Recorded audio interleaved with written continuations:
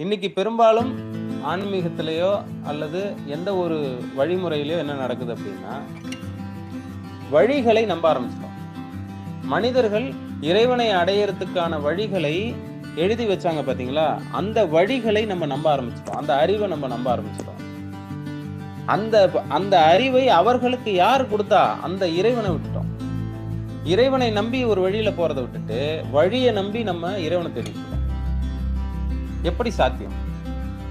நீங்க இறைவனை மட்டுமே சார்ந்து இறைவனிடம் பொறுப்பை ஏற்படுத்தி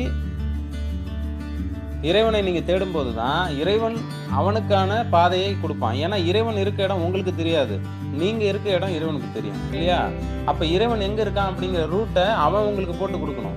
அப்ப நீங்க ரூட்டை உருவாக்கிட்டு அந்த ரூட்டை நம்பி போகும்போது அங்க ஏமாற்றமும் அதிருப்தியும் என்ன வேணா நடக்கலாம். அது உங்களுடைய தகுதிக்கு எட்டிய ஒரு பாதையா இல்லாம இருக்கலாம்.